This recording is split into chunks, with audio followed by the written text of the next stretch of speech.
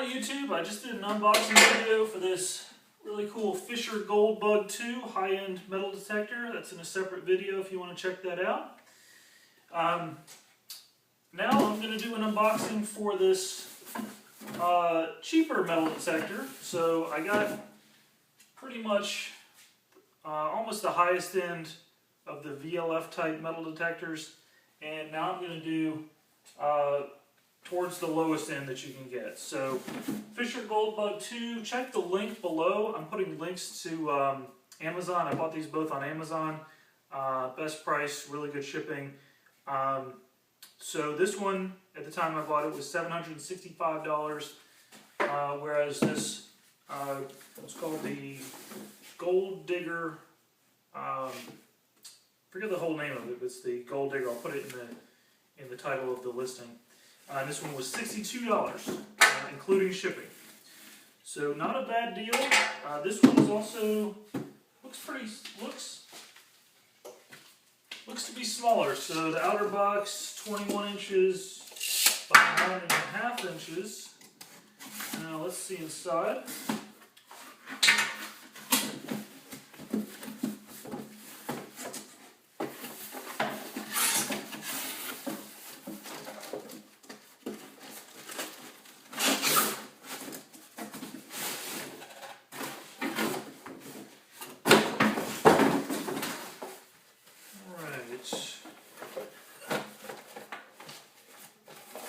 Well packaged.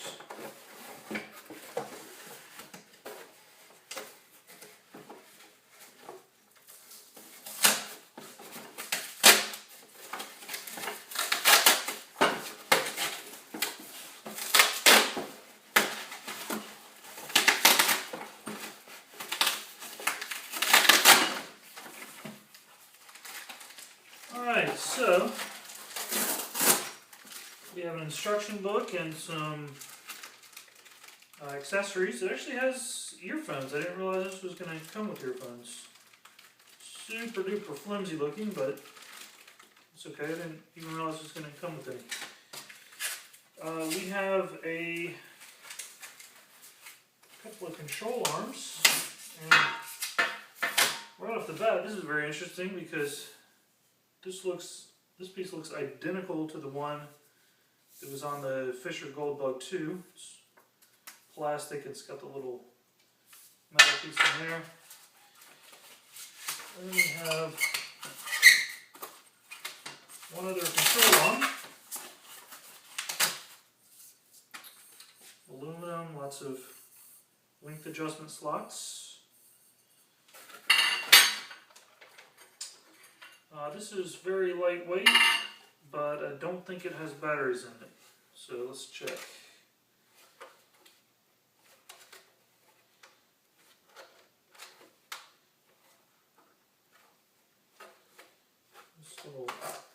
This is what we're looking at here. The piece itself is extremely lightweight.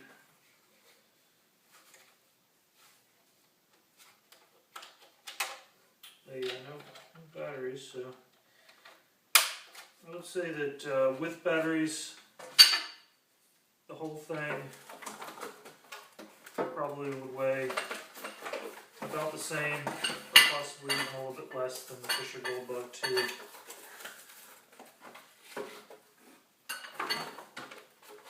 So here's the search coil. I didn't check online to see if this is fully waterproof and submergible. I assume it is.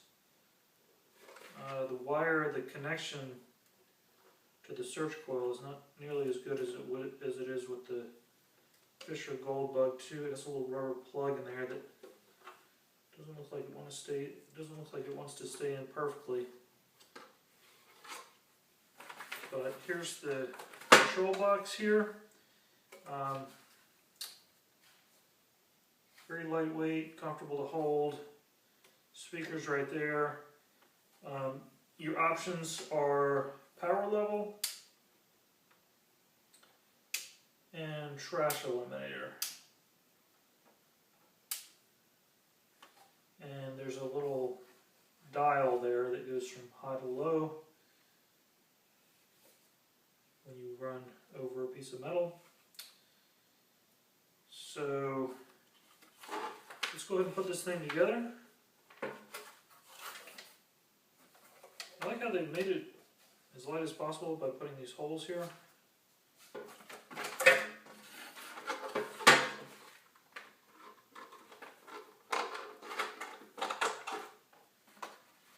This piece, also identical to the Fisher Gold Bug 2.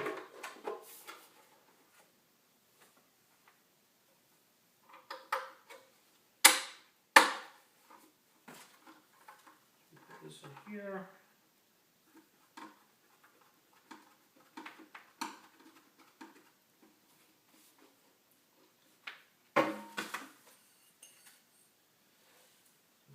Sure which end goes to which part, but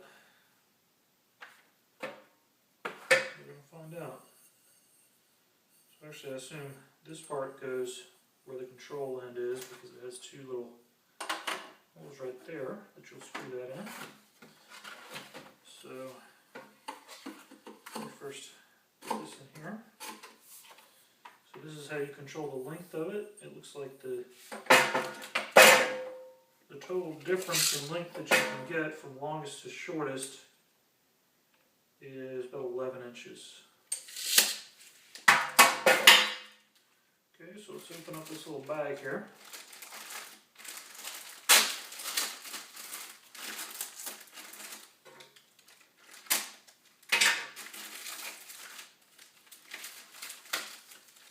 We have the,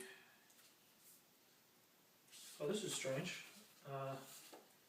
It says Fisher Research Labs World Treasure News.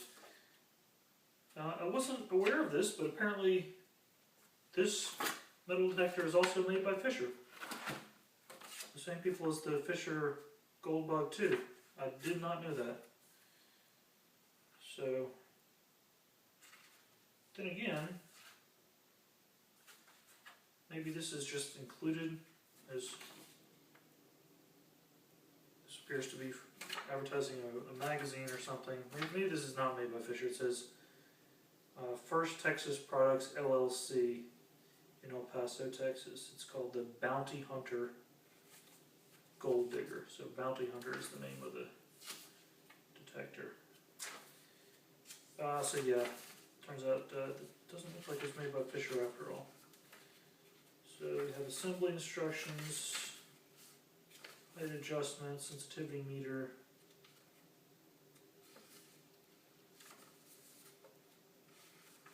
Talking about ground balancing. It says tuning and ground balancing. Forget it. With your Gold Digger treasure detector, it's automatic. So it looks like it does not have ground balancing. Or at least not manual ground balancing. Alright, so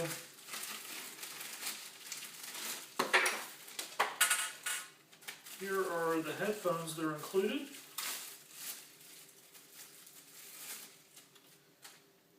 The bad news is these are extremely flimsy looking. In fact, I don't think I've ever seen flimsier looking headphones. The good news is you probably don't need really good headphones, and even better, best news is that it looks like it has a standard adapter. I think that with some metal detectors it's not a standard adapter. So let's go ahead and put this together. It's pretty self-explanatory. I'm not going to read the instructions. You just put that right there, and then run these two little things in there and line them up properly.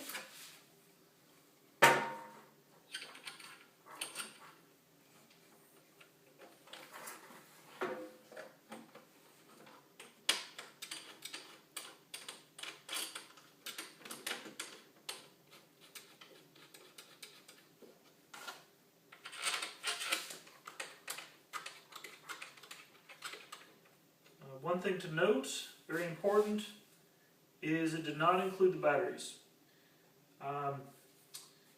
Just keep that in mind. If you order this thing for a trip out with your kids or whatever, you're going to need batteries. So don't forget to have those. Alright, I just hit my chandelier there. Alright, so very easy to put together.